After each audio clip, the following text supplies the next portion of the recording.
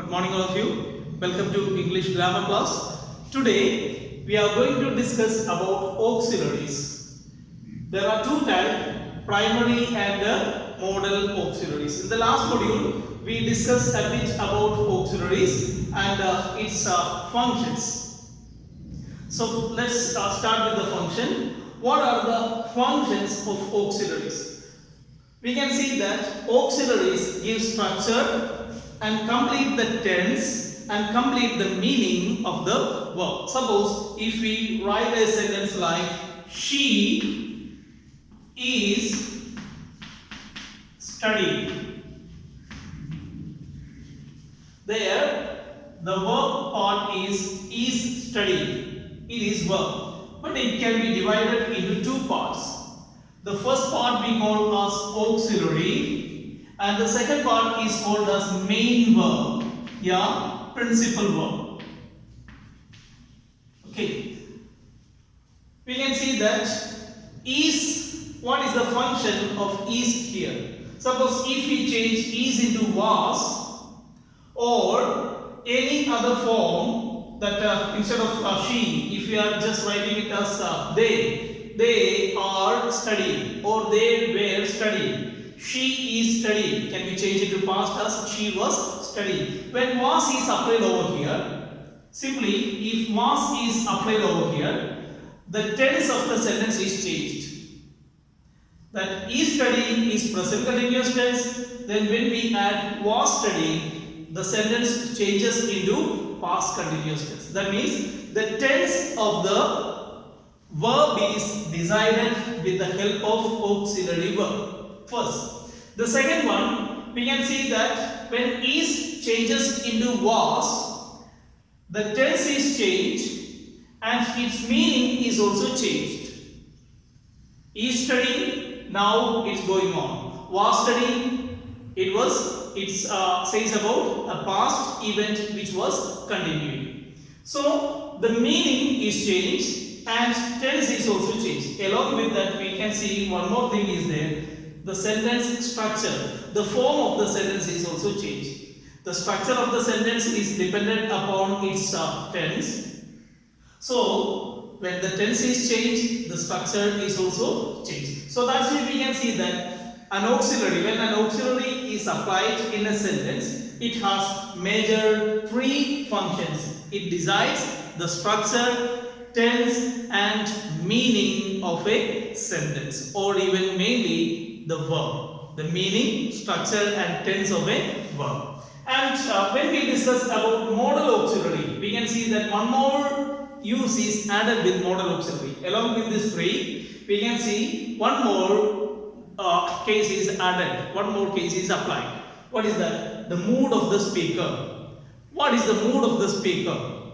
That is applied over there. So this is the difference between primary and the modal auxiliary. Modal auxiliary is used for the primary purpose or primary use of an auxiliary to decide the structure, tense and meaning. Tense means along with that time also comes, because tense means time of an action. So that's why structure, tense, time and meaning are decided by auxiliary, primary auxiliary. And when the mood is also spoken, by the time we can see that we apply with modal auxiliaries. So let's start with the topic.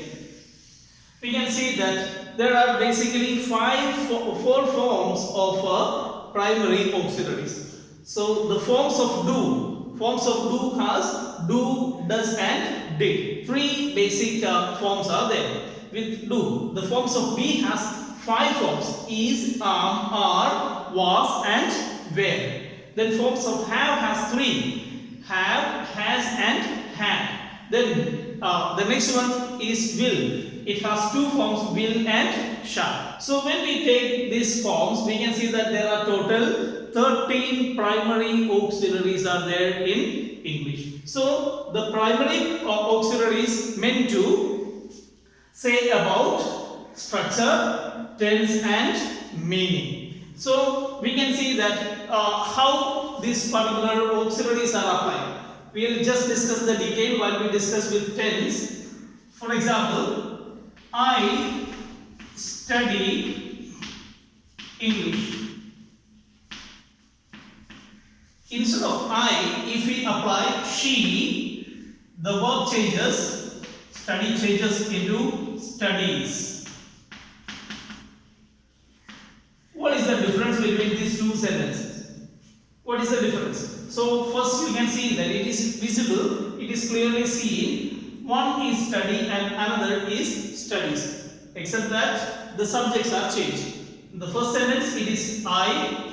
Instead of that, you can add with they or even you, we, any plural subject. That means if the plural subject comes, the verb form will be same. That means the primary form or the base form of the verb is used. Then second one, she. When she is applied, she or he or Sheila or Raju, any other singular subject comes, by the time it changes into studies. This is the difference between do and does. So how comes this difference happens? We can see that when we take the case of study means when it is used in simple present tense, it is either added with do or does. That means the verb is added with either do or does. Study means study plus do. It makes no change in the verb, it remains as study itself. But if you add study with does, study with does, it changes into studies. Here you can see that Y is replaced with IES. So that means when does is applied with the verb, by the time it changes into IES or ES or S form. For example, if you add the verb go, it adds ES. If you take the case of walk, it adds only yes. So whether it is S, ES or IES can be seen as the addition when we apply does with a verb. So this is the basic change that happens. By the time we can see that why this verb or why this auxiliary verb changes the verb into the other forms. That we can see that it is called as subject-verb agreement.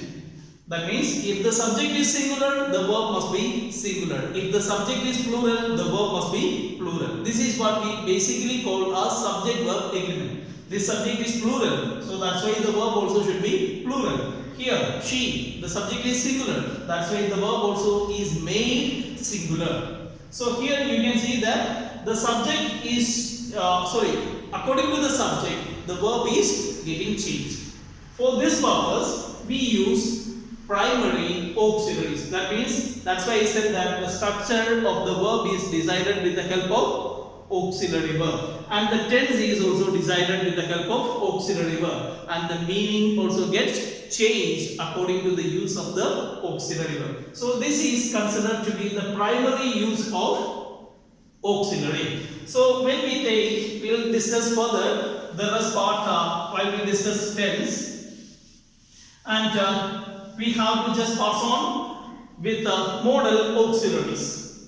And what are its major uses? So first of all, let's see that there are 11 basic auxiliaries. They are called as pure auxiliaries or pure modals.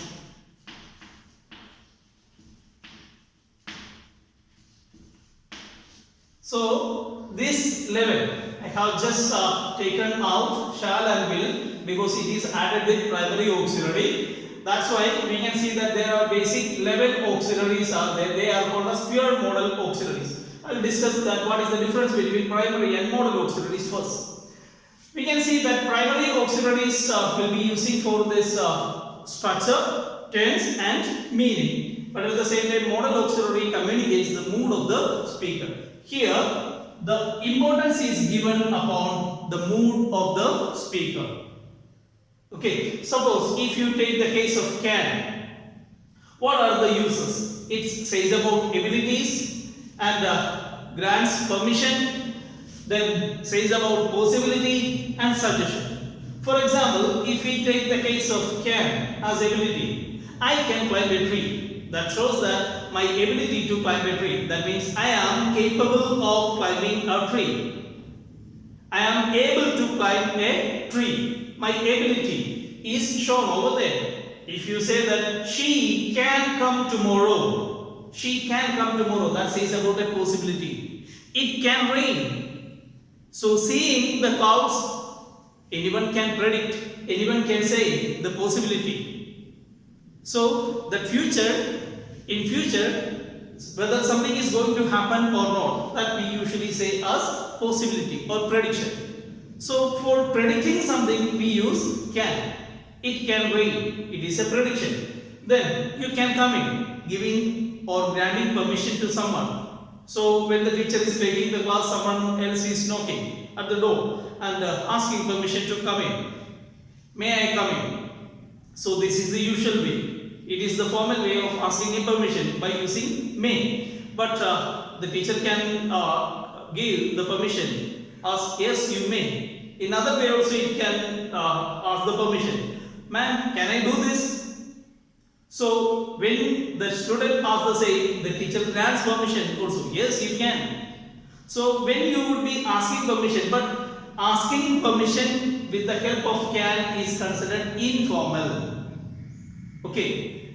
So the use is, even though it grants and takes permission, but at the same time it is considered to be an informal way in English. Then next one, giving suggestion. Yes, better you can do that. The teacher says a particular child after doing the work. Yes, now seeing the work, analyzing the work, the teacher can give a suggestion that yes, you can do.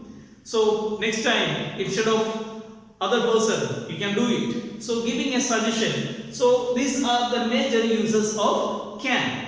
Then when we just pass on with could, it is considered to be the past form of can, but at the same time that means all the past cases of can be used in could with the help of could also. Past ability can be said over there. So past ability means I could climb a tree when I was a boy. Now I am not a boy. So when I was a boy, I was able to climb a tree. It is my past ability. So it says about what I was or what I was capable of in past. So that says about the past ability. Then second one, giving permission and granting permission or even giving a request. Then could you please give me a cup of water? Could you please come with me? Could you mind taking your pen? So when we would be just taking all these things, it is considered to be the way of polite request. So this is used for asking or even requesting something politely. The next one is about permission. Then you could go with her. So that she went. After that, it says about a past happening, but it did not happen. So it can happen. It could have happened. So the same case we can see that could and as well as would, both of them are used in that sense. So giving permission and requesting something and saying about the past ability, these are the uses of could. Then the next one is may. May is considered to be popular among students because always when they go out as well as come inside the class, they ask for the same, taking permission. It is the most formal way of taking and giving permission. May I come in? May I go out? Or yes, you may. So this is the formal way considered to be. When we take a comparison with can, may is considered more formal. So can is informal and may is formal in taking and giving permission. Then it says about possibility. So can also can say about a possibility and may is also used to say about possibility. What is the difference between these two? Suppose it can rain, or it is going to rain, it will rain, or it may rain. So what is the difference between, or even we can say that about it might rain. So what is the difference between that? Also says about possibility. It can rain. Seeing the clouds, you simply predict that yes, it is going to rain. it is considered to be a simple prediction. May happen or may not. But when you use may, it says about a hopeful prediction. So it may rain. That means the speaker intends to have rain. So it hasn't come yet, and it is expected by the person to have rain. So when he says that when he expects something to happen, by the time we use may. He may come tomorrow. That is, I hopefully expect that he would come tomorrow. That's what is the meaning when you use may to say about a possibility. But when can says he can come, that is, it is possible for him to come. It says simple possibility, a chance. But when you say that he is going to come, that is another case with will and going to. He is going to come. That after making all the arrangements ready, it is expected that the person is about to start his journey. Suppose he might have gone on the train or gone on the flight to come over here. That's why it is expected, more expected. And there is a chance, there is much more chance for his arrival here. When such a case, there we use is going to. It is much likely to happen. Then if you say that he will come tomorrow, he will come and he shall come. So that we will discuss while we just go with this one. So he will come tomorrow or he shall come tomorrow. That says about the future chance or even future promise. So that we will discuss later on. So let's see. If you say that he might come, he might come. Might says about a feeble possibility. Feeble means chances are very less. So for his arrival, the chances are very less. He is unlikely to come. That's what is the meaning when you use might. He might come. But he may come, very strong possibility is there. And along with that, your expectation is also expressed. Two things are there. When you say a possibility along with may, it expresses two things at a time. Your hopeful intention. That means it is much likely to happen. At the same time, your expectation, your hope as well as the possibility. Two things are there. Positive possibility. So these two things are said over there. The next one is the use of request. So that we have just said that may I do this. So you are just asking your superior to do something, but at the same time, without his or her support, without his or her permission, you cannot do that. So in such case, when you would be raising a request, it will be used with may. May I do this? So that means, will you permit me to do this? This is the exact meaning while we use a permission. While we put up a request along with may. The next one is about prediction. So that I have told with the possibility. So when we say about a strong prediction, it is much more likely to happen where we use may. It may rain. That means I expect that there will be rain. It is much likely to have a rain. So more likely or much likely is used with, or that's the sense added with may. The next one, might. I told you that it says about a feeble possibility. Feeble chance. Chances are very less. So he might come tomorrow. That means the chances for his arrival is considered to be very low. But another case is there of the past form of may. He may come tomorrow. If you change the same sentence into past, he might come yesterday.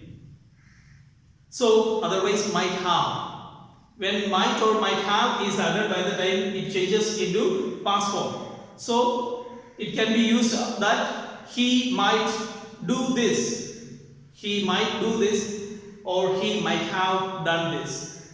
So might have done means it was expected from the person, but it was not done. But then also that expectation was very less. That means I asked someone to do something. I knew that he would not do, or he would do very little than I expected from someone else. In that case, I'll just use that he might have done that. He could do that one, but he did not do, and I did not expect much from him too. So this is the meaning while we use might is communicated. The next one is must. But when we discuss must, we have to discuss must, should and ought to together. So what is the use of must?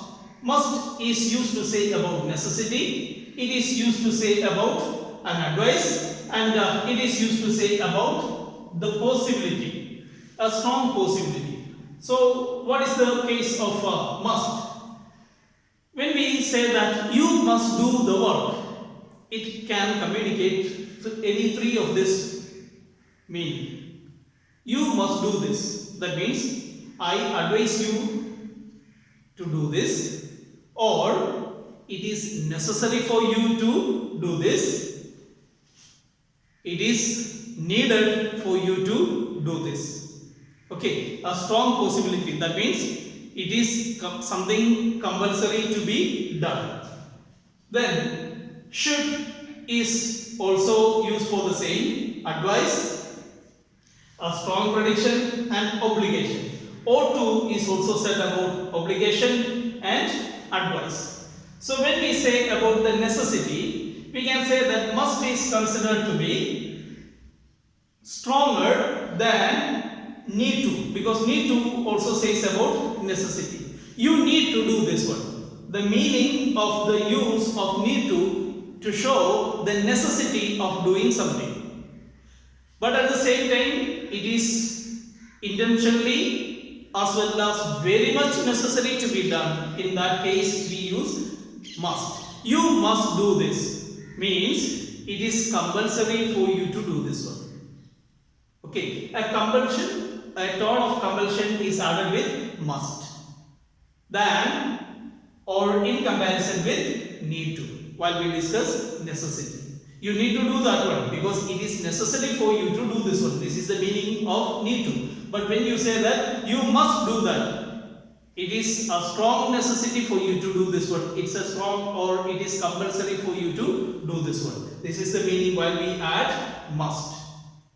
You must do that. That means you are not expected to take any excuses. If the teacher says that you must do your homework, that means it is not expected from you that to find any excuse from doing your exercise. It is compulsory for you to do. Must. Then second one, you must study harder. So here it is said about seeing the marks of a particular child, the teacher gives an advice. But it is a strong advice that it is very necessary for you to study hard. But it is not said in the form of compulsion, but it is said as a strong advice is given. So you have to take care of your studies. Otherwise, you have to repent. This is the tone. Then the next one is about a strong possibility. He must come tomorrow. It is said that there is no chance for him from abstaining from coming tomorrow, but at the same time, I expect his arrival here by tomorrow at any cost. This is the meaning when we say a strong possibility while we use must. The next we can see that should, advice, obligation and strong condition. So here we can see that should and ought to go hand in hand. So this one is also used to say about advice. You should study harder or you ought to study harder. So ought to says about a moral duty that one's on duty to do something. I have to look after my parents when they get old. It's my duty being a son. So the moral duty of me as a son is remembered with the help of ought to. You should take care of your parents when they get old. So should does the same thing with the same tone. So when we give an advice, especially giving an advice or remembering someone about his moral duty, should or ought to, both of them are used in the same sense. You ought to take care of your studies. Being a student, your first, second and third duty are to study. You have to study. This is the first duty. So that duty is remembered, is reminded with the help of should or ought to. You ought to study or you should study. That means I advise you, I strongly advise you to take care of your study. It is your duty. When we use ought to, it's your moral duty being a student to study.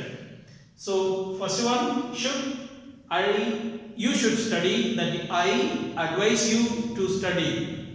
Then you ought to study, that means you have a moral duty being a student to study. This is remembered or reminded with the help of ought to and should. Then obligation. So in both cases we can see that obligation is also applied with should and ought to is also used for the same purpose. Then strong prediction. He should do the work or he must do the work. When we take the case, we can see that it comes with the tone of compulsion. When we use must and should for compelling something or compelling someone to do something, in that case, should and must are considered to be the first degree compulsion. You must do your work or you should do your work. That means in both the cases, the speaker does not expect any relaxation. The listener has to obey it. There is no other go. So in that sense, should as well as must are used to give a strong or compulsory advice or compulsory command or even an order. That is also considered to be the use of should and must. So you must do your work. You are ordered to do your work. You should do your work on time. You are ordered to do your work on time. So both of them are used in that sense also. The next one is the case with would. Would and could are to be compared. So we have seen that could is used to say about a polite request. Then would is also used to say about a polite request. Then, would you mind coming with me? Would you mind grant me permission to do this one? So, in both the cases we can see that a polite request is forwarded.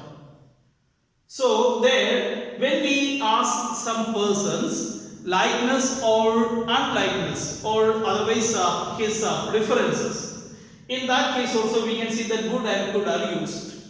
Would you mind taking a cup of coffee? Or could you please give me water? Or could you please take coffee or tea? Or would you mind take tea or coffee? Or could you prefer tea or coffee? Would you prefer tea or coffee? In both cases, we can see that they are given for asking or giving a polite request. While we take the case of the preference from someone, what is your preference? If you want to ask the same in English, better ask with the help of would or could. Okay, so in comparison with could and would is considered more polite than could. In the case of asking the preferences, but asking a permission, could is considered more polite than would. The next one is the use of need to and used to.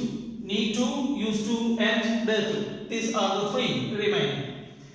What is the use of need to? It says about the necessity and advice. So you need to come tomorrow. It is expected that the speaker expects that the listener should or listener must come tomorrow, or it is necessary for the listener to come the next day. So, and again, you need to study harder. You need to study harder. What is the tone? It's exactly of an advice. So when we take the case of must, should, ought to and need to, this particular term comes over there, advice. What was the use of must with advice? It is with a compulsory tone. A tone of compulsion is there. Then should, it is the moral duty. At the same time you have a duty. I remind you the same. Then ought to says about your moral duty, being a person, being a student, being a son, being a daughter. All these things are given in the tone of advice. But here when we use need to, it says about the necessity. Okay, the necessity of doing the same. So here also need to also can be used to say about advice, but at the same time in the tone of necessity. Okay, next one, used to. It says about the past habits and the past happenings. So I used to study harder while I was a boy or while I was studying. So it is not about the present time. It says about my past. So when I was a boy, what was my habit? Otherwise, suppose after passing your school, when you go out, after 10 years, suppose you come back to school and you say, or you have a company with the other students who were studying with you. While discussing with them, you can say that there used to be a people tree in front of our school. There used to be a shop in front of the school. There used to be, it was there. So something was there in the past, but it is not there now. That is also said with the help of used to. He used to study harder 3 to 4 hours per day. That means it was his past habit to study 3 to 4 hours per day. But it is not there now. It says about his past habit. Then past happenings, I told you that there used to be a big tree, there used to be an almirah in this room, and there used to be big fan, a noisy fan there. So all these things were there, but it is not there now. So the things they were happening, or the things that happened regularly in past also can be said with the help of used to. The next one is dare to. The sole purpose of the word dare to is to challenge. That's why modern grammarians do not consider this particular one as model auxiliary, but at the same time we can see that it is also in the list. That's why we discuss the same. Dare to. It is used to challenge. How dare you to talk to me like that? Then dare you to go there? It's challenge. It gives a challenge to a person. So there you go. Do you have the courage to go there? Are you enough courageous to go there? That's what is the meaning. When we take the case of dare to, we can see that it is used to challenge. These are the major uses of modal auxiliaries, and along with that we can see that these primary auxiliaries also can be used as modal auxiliary to communicate the mood. So we have seen that the purpose of primary auxiliary is to give structure, tense and meaning, but at the same time primary auxiliaries also can be used to say about the purpose can be used the purpose or used in the purpose of communicating the mood of the speaker. For example, do, does and did.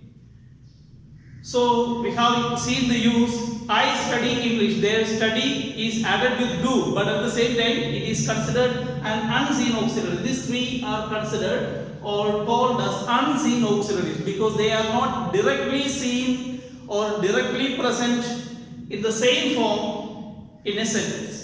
I study, there do is there, but at the same time not seen. He studies English, studies, there the presence of IES shows that it is added with does. He studied English. There did is added with the verb study.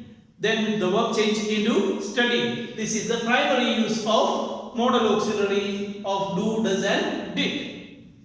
But when we take the case of do, does and did, it can be used in other form also. I do believe in God. I believe in God is the usual sentence. But if I want to stress or the focus upon the topic what I discussed, where I use do along with the same. When do is added with the same, added with the sentence, the meaning, the mood of the speaker is to stress upon the idea he speaks. You do your work. That means it is compulsory, it is necessary for you to do your work. She does go to church every Sunday. She goes to church or she goes to temple, she goes to Gurudwara, she goes to masjid. All these cases are considered to be the usual things that states about routines. But at the same time, if we say that she does go to Gurudwara, that means there her going to Gurudwara, her habit of going to Gurudwara is stressed upon with the help of does.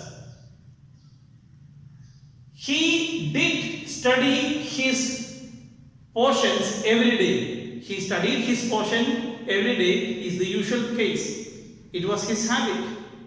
He did study his portions every day, stresses upon the habit of that particular person doing the work regularly. Next one is Amar was well. Along with this one, if to is added, by the time the forms of be also changes to modal auxiliary. But usually we can see that they are said about the minute compulsion. We have seen the first degree compulsion as must and should, and the second as in the second degree compulsion we can see that need to or ought to can be used for the second degree compulsion. And along with the second degree compulsion we can see that have, has, had. These three are also used to say about the compulsion. You have to do your work. She has to do her work. He had to do his work. That means it is necessary. When have to, has to, had to are added, by the time the meaning changes with equal with necessity. Need to. You have to do your work. You need to do your work. It is necessary for you to do your work. Okay. But when we add is to, am to, are to, was to or were to, that is considered to be third degree compulsion. For example, if you say that he is to come here tomorrow, so it can be said in 2-3 ways. He must come here tomorrow, it is very compulsory. He should come here tomorrow, it is compulsory. And he ought to come tomorrow, it is expected. He has a duty to come here tomorrow. He needs to come here tomorrow. He needs to come. That means it is necessary for him to come tomorrow. He has to come here tomorrow. It is needed for him to come here tomorrow. He is to come here tomorrow. That it says about compulsion, but at the same time no other mood is communicated. It says about compulsion. But at the same time, it is not very much compulsory. If it is very much compulsory, then we use must or should. He should come. There is no option left over there to take an excuse. But here, options are there.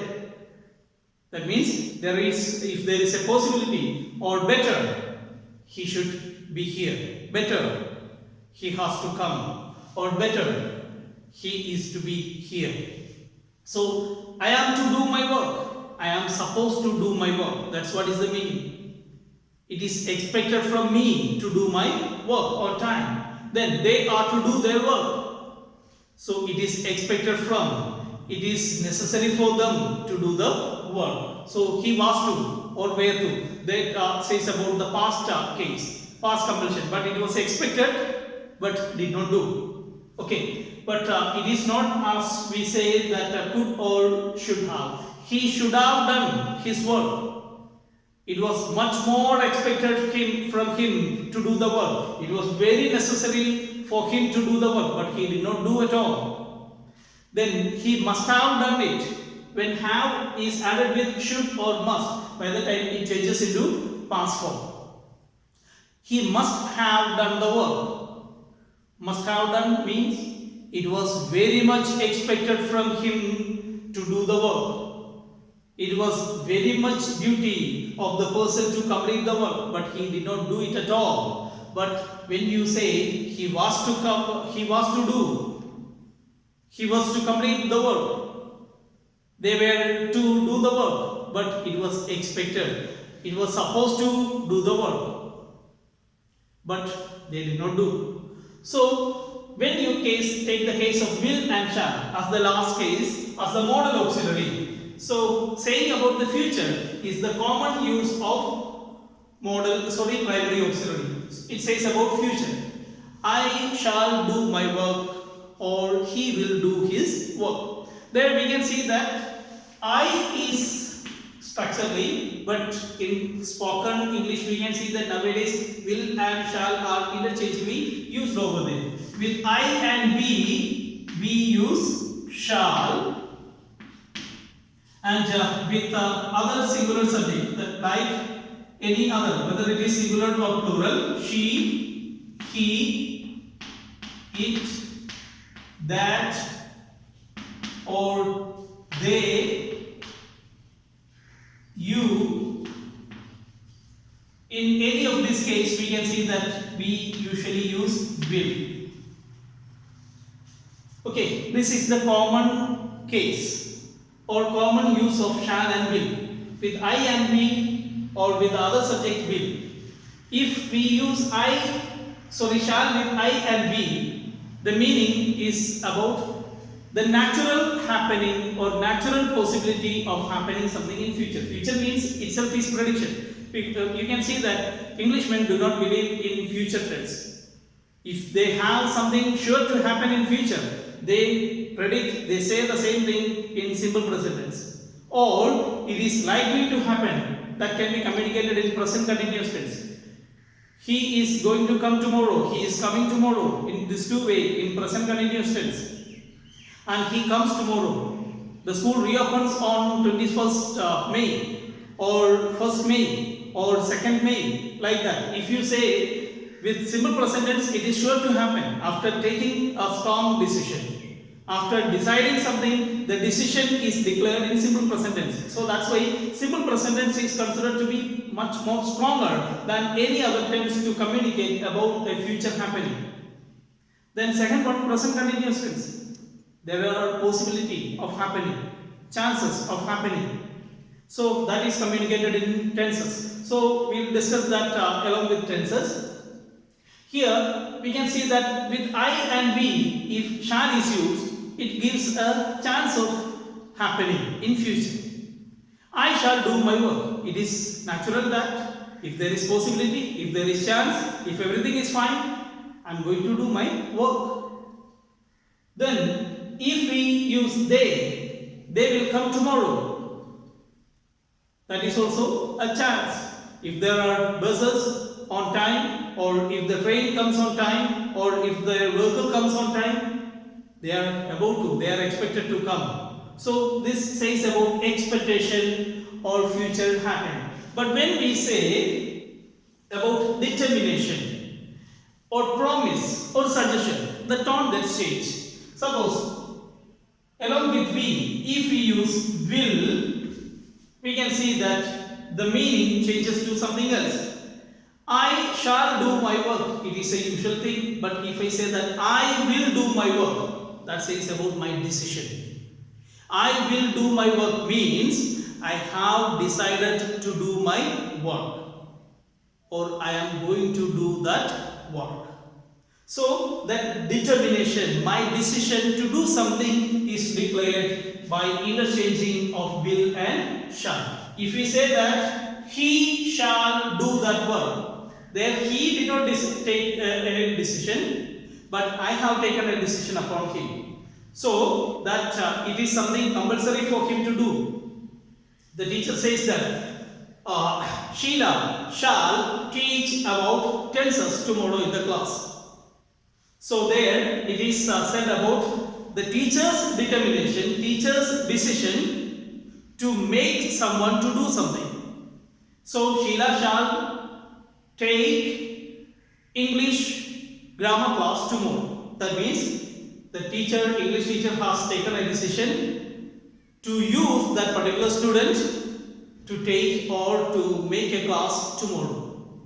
The next case is decided. Now, after deciding, the decision is declared. That we call as determination. the will of the person is decided, is declared. The second one, promise. That if we is used with I, we will come tomorrow at any cost. That says about my promise of doing. That we will come tomorrow means I promise you that I am ready to come tomorrow. Okay, so if you say that she shall do that work for her, I give you the promise that she is capable of doing that work, that she is able to do the work. So a person's ability can be, otherwise a person's decision can be, or a promise can be communicated with the help of will or shall when it is interchanged. Then suggestion can be given. Suppose if we take the case of suggestion, shall we visit Gorakhpur? Shall we visit Gorakhpur tomorrow? So we are going to Gorakhpur tomorrow. So by the time I just want to take take your opinion from you. I just want to know that whether you are willing to come with me, to ask someone's willingness or even giving a suggestion. We can use the same. Shall I do this? Then by the time the teacher or the person can give the same suggestion or even permission also can be granted. Yes, you shall. Yes, you may. Yes, you can. So these are the functions of shall and will. When we interchange the use of this shall and will, by the time they can predict determination, promise, suggestion, or even a future prediction. So this is the end of the